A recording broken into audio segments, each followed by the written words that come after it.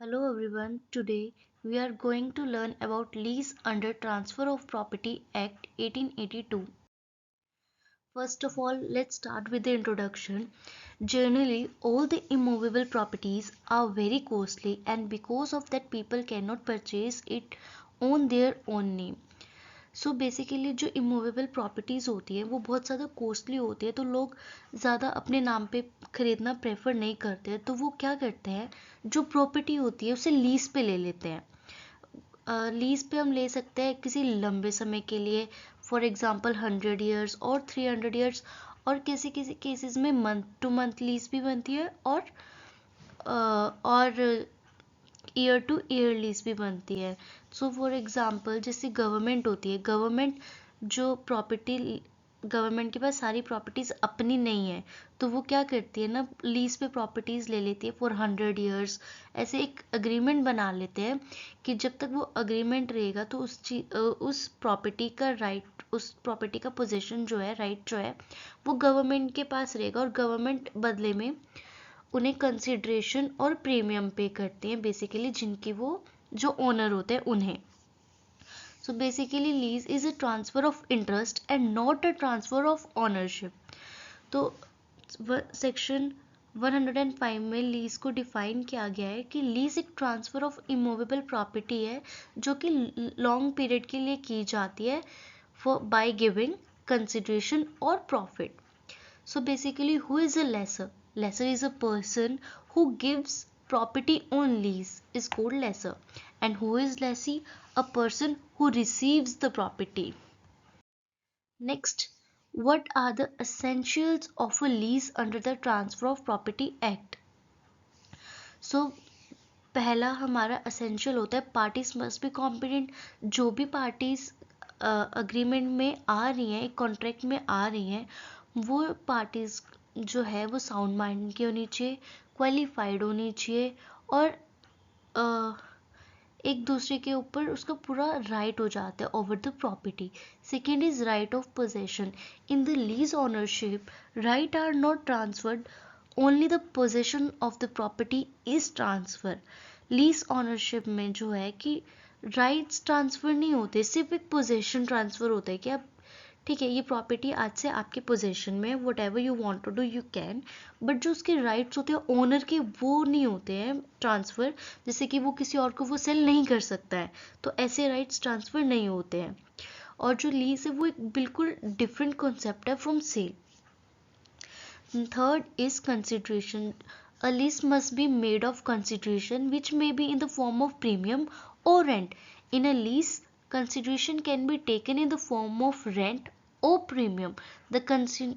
जो हम कंसिडरेशन करते हैं बेसिकली वो किसी रेंट के फॉर्म में हो या प्रीमियम के टर्म में हो. जब भी एक कॉन्ट्रैक्ट और अग्रीमेंट बनेगा लीज का, उसके बदले जो लेसी है वो लेसर को पे करेगा रेंट या premium. Fourth is acceptance. The lessee who is to receive interest in the property after the lease must accept the lease agreement with the time period and the terms and conditions imposed on the transfer between the parties. जो लेसी, जब हम लोग एक contract और agreement में आते हैं तो जो हमारे अग्रीमेंट्स बनते हैं उसमें जो भी टर्म्स एंड कंडीशंस लिखी होती है उसे वो माननी पड़ेगी कंडीशन, और उसी के अकॉर्डिंग उस प्रॉपर्टी को यूज़ करना पड़ेगा. Next is time period. The lease is always for a specific time period that is to be specified in the lease agreement. This can be relaxed at the option of the lessor. In a lessee, the right to enjoy the property is given for a certain period. However, generally the time period is mentioned in the agreement. जो भी time period होगा वो mentioned होगा agreement में कि वो कितने time तक वैलिड है, किस उसमें लिखा होता है कि किस टाइम पीरियड के बाद जो लीज है वो ख़त्म हो जाएगी, वो टर्मिनेट हो जाएगी. Next point is right to enjoy the property. In a lease, right to enjoy the property is transferred. A lessee having a right to enjoy the property for a certain period of time, but he does have the right to further transfer that, because in lessee merely possession is transferred, not the ownership. So basically lease में लेसी जो है वो right enjoy करता है, but वो एक certain time के लिए होता है, क्योंकि उसमें पोजेशन ट्रांसफर होता है, ऑनरशिप ट्रांसफर नहीं होती है. Then next is when there is no time period prescribed in the lease agreement. जब लीज अग्रीमेंट में कोई टाइम पीरियड ही नहीं मेंशन कि कब तक की वो लीज बनाई गई है, उस केस में क्या करें, ये हमें बताता है section 106 of TPA. Section 106 provides for the duration of the lease in the absence of a lease agreement. It is given below that in the absence of a contract, the lease under the Transfer of Property Act can be terminated by both the parties issuing a notice of termination of the lease. The stipulated time period always starts from the date of receiving the notice to quit. Next is there is a distinction of two purposes in regard to 106. So basically जो lease होती है उसमें हमें दो चीज़ें बताई गई हैं कि एक तो जब भी हम लीज बनाते हैं, लीज एग्रीमेंट बनाते हैं, तो वो उसमें लिखा जाता है कि ये कब कब टर्मिनेट हो सकती है. और अगर वो नहीं लिखा गया तो हम क्या करते हैं, दो कंडीशंस होती है. अगर एग्रीकल्चर और मैन्युफैक्चरिंग है या फिर कोई और अदर पर्पसेस के लिए हमारी लीज एग्रीमेंट हमने बनाई है, तो उसमें अगर हमारा एग्रीकल्चर और मैन्युफैक्चरिंग है तो वो 6 मंथ्स से चलेगा.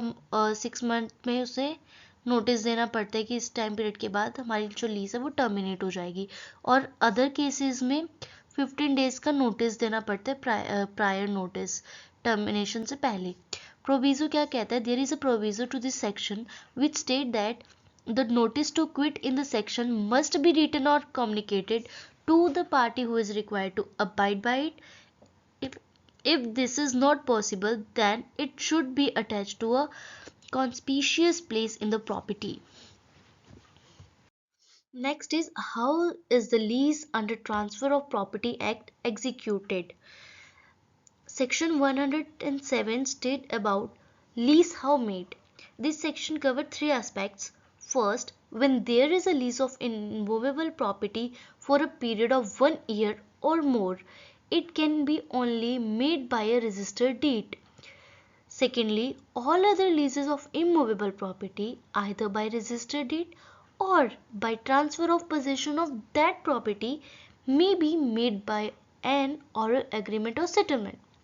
Lastly, when the lease is of multiple properties requiring multiple deeds, it will be made by both parties of the lease.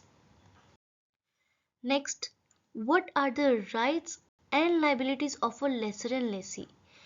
Right of lessor. A lessor has the right to recover rent from the lessee, which was mentioned in the lease agreement. And next, if the lease commits any breach of condition, then the lessor has the right to take back possession of his property from the lessee. If there is any damage to the property, the lessor has right to recover the amount of the loss from the lessee. Last, the lessor has the right to take the possession of his property at the end of the lease term prescribed in the agreement. So basically, एक laser का right होता है recover करना rent को from the Lesi, जो कि हमने lease agreement में मेंशन किया है. और लेसी जो है वो कोई भी कंडीशन ब्रीच कर देता है जो कि एग्रीमेंट में लिखी गई है, तब भी लेसर अपनी प्रॉपर्टी का पोजेशन वापस ले सकता है. और अगर कोई भी डैमेज होता है प्रॉपर्टी को, उस केस में लेसर के पास राइट है कि वो अपना लॉस जो हुआ है वो लॉस ऑफ अमाउंट कवर कर सके. और अगर लेसर के पास ये भी राइट है कि वो पोजीशन वापस ले सकता है प्रॉपर्टी का, जबकि हमारी लीज जो है वो ख़त्म हो गया, उसका प्रिस्क्राइब टाइम ख़त्म हो गया. अब आते हैं liabilities of the lessor. Lessor की लाइबिलिटीज़ क्या बनती है? So first is the lessor has to disclose any material defects related to the property that the lease does not know and cannot detect with ordinarily supervision. जो laser है उसे हर चीज़ बतानी पड़ेगी, हर जो भी उसकी प्रॉपर्टी में डिफेक्ट है, कोई भी इशू है, वो उसे पहले डिस्क्लोज करना पड़ेगा. The lessor is bound by the lessee request to give him the right of possession of his property properly. तो लेसर जो है वो बाउंड है लेसी की, अगर लेसी ने उसे रिक्वेस्ट कर दिया कि मुझे इस प्रॉपर्टी का पोजेशन चाहिए तो लेसर को देना पड़ेगा. The lessor may enter into a contract with the lessee if he agrees to abide all the terms and conditions prescribed in the agreement and can enjoy the property for the rest of the time without interference.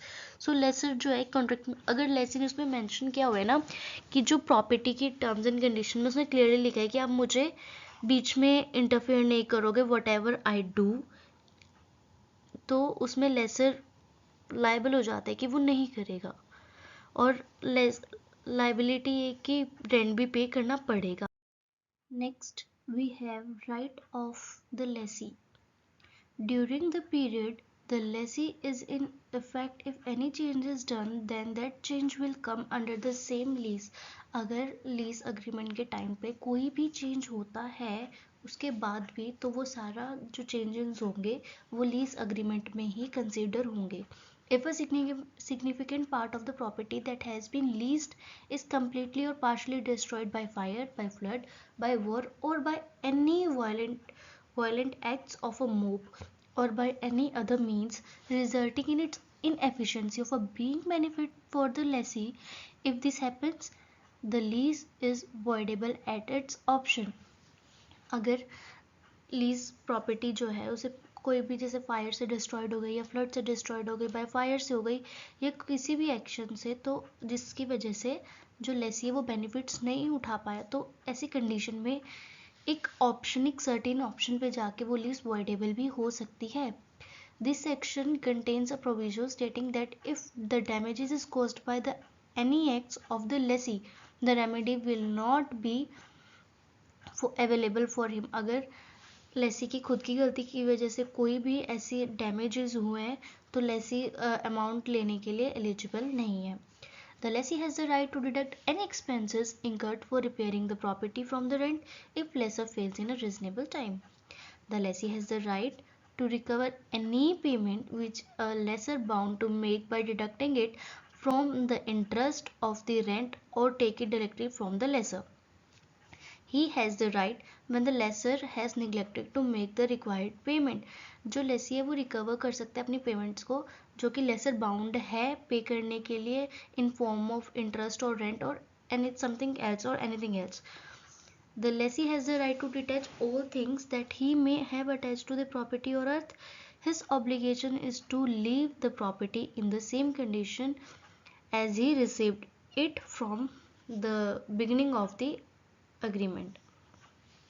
When a lease is of unspecified duration in lease agreement, the lessee or his legal representative has the right to collect all the profit and gains from the crops that was won by the lessee on the property. Now let's move to the liabilities of the lessee. The lessee is under obligation to disclose all related material facts that are likely to increase the value of the property for which the lessee has an interest and the lessor is not aware of it.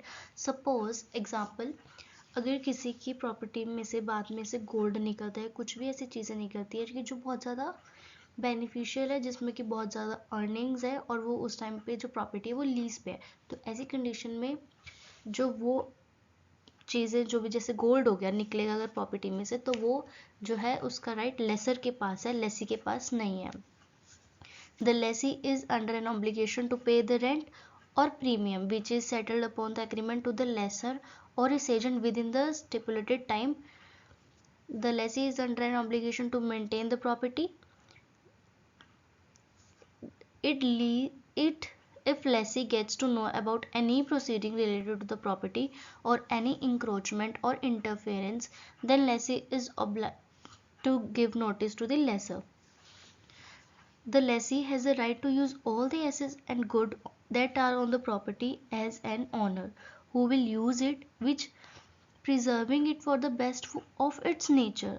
However, he has to prevent any other person from using that assets or good for any other purpose as stipulated in the lease agreement. And the lessee cannot attach any permanent structure without the lessor consent except for the purpose of agriculture. Lessee is under obligation to return all the possession of the property to the lessor after the expiry prescribed term of the lease. Next we have how does a lease get terminated, किस किस तरीके से lease जो है वो terminate हो सकती है, ये हमें बताता है सेक्शन 111, जो कि एक्सप्लेन करता है मेथड्स कि हम लीज कैसे कैसे टर्मिनेट कर सकते हैं. फर्स्ट है लैप्स ऑफ टाइम. जब हमारे टाइम ख़त्म हो जाता है, जब हम कोई भी लीज अग्रीमेंट बनाते हैं उसका टाइम एक्सपायरी हो गया कि हमने 1 साल की बनाई थी, अब 1 साल ख़त्म हो चुका है, उसके बाद हमारी जो लीज अग्रीमेंट है वो ऑटोमेटिकली टर्मिनेट हो जाता है. Second is specified event. Suppose हमने अग्रीमेंट बनाते हुए उसमें एक कंडीशन लिख दी, अगर कुछ भी ऐसा इवेंट होता है तो हम जो ये लीज है वो टर्मिनेट कर देंगे. सपोज फॉर एग्जांपल अगर एक पर्सन ने लीज अग्रीमेंट बनवाया और उसने कंडीशन डलवाई कि अगर मैं फर्दर स्टडीज़ के लिए और फॉर वर्क वीज़ा मैं बाहर चला जाता हूँ तो ये लीज और टर्मिनेट हो जाएगी, और सपोज वो इवेंट हो जाता है और वो बाहर चला जाता है तो लीज ऑटोमेटिकली टर्मिनेट हो जाएगी. Third interest. इंटरेस्ट जैसे हम मान लीजिए हमारा घर है, हमारे घर पे सेकेंड जो फ्लोर है उस पर हम लोगों ने रेंट पे दिया हुआ है, कुछ टाइम बाद हमारी लीज अभी चली रही है तो उसमें जो रेंट पे रहते हैं टेनेंट ने कहा कि मुझे ये प्रॉपर्टी है पूरा ये मुझे दे दो, मैं इसे बाय कर लेता हूँ. तो अगर उसने वो बाय कर ली तो ऑटोमेटिकली लीज टर्मिनेट हो जाएगी. देन इज सेम ऑनर अगर उनका इंटरेस्ट सेम में आ गया तो भी हो जाएगी. Second fifth is express surrender. 2 तरह के सरेंडर होते हैं, एक्सप्रेस और इम्प्लाइडली. एक्सप्रेस सरेंडर होता है कि जब हम रिटर्न में ऑरली लिख के म्यूचुअल अग्रीमेंट में दे देते हैं लेसर और लेसी, तो वो एक्सप्रेस सरेंडर हो जाता है. फिर आता है implied surrender. When the lessee enters into a contract with another to the lease the property, it is an implied surrender of the existing lease. Seventh is forfeiture. Gets terminated by the way of forfeiture, like if there is a breach of any condition on the part of the lessee, or like lessee given or setting the title in the name of third person or by himself. Next is expiry of notice to quit. When the notice to quit expires given by the lessor to the lessee, then the lease will also expire. इसमें तीन veg होते हैं. First one is express condition, अगर breach हो जाती है तो laser के पास उसकी प्रॉपर्टी का पोजेशन वापस चला जाएगा. When the lessee gives the title of property or renounces his character to a third person, अगर वो किसी और थर्ड पर्सन को देने लगा है या कुछ भी करने लगा है, टाइटल देने लगा है या सोल्ड आउट करने लगा है without any permission of the lessor, उस केस में भी जो पोजेशन है वो प्रॉपर्टी का लेसर के पास चला जाएगा. When the Lesi is declared bankrupt bye banks, अगर बैंकरप्ट हो गया है लेसी तो भी वो अपनी प्रॉपर्टी रिकवर कर सकता है lessor. Next, what is notice to quit and what happens after it. Notice to quit क्या होता है और उसके बाद क्या होता है. नोटिस ऑफ क्विट क्या होता है. The notice to quit is a formal written statement जो कि इशू करता है lessee if the lessee wishes to terminate the lease agreement. अगर लेसी चाहे कि मेरे को लीज अग्रीमेंट अब ख़त्म करना है तो वो एक फॉर्मल रिटन स्टेटमेंट इशू करता है लेसर को, उसमें अपनी कंडीशंस लिखे कि मुझे इस रीज़न की वजह से ये लीज ख़त्म करनी, क्विट करनी है. ये तो एक तो हो सकता है, तब हो सकता है जब एक्सपायरी हो गया ड्यूरेशन की, जो कि हमें सेक्शन 106 में पढ़ा है, या फिर जो कि ग्राउंड स्पेसिफाइड है 111 में, या फिर अगर कोई भी लीज फॉरफिटेड हो गई है जबकि सब क्लोज जी ऑफ सेक्शन 111 में मेंशन है. But section 112 states that if lessor accepts any rent from the lessee after initiating the process of termination of the lease on the ground of forfeiture, it will be understood that the lease still exists and the notice to quit and termination has been waived.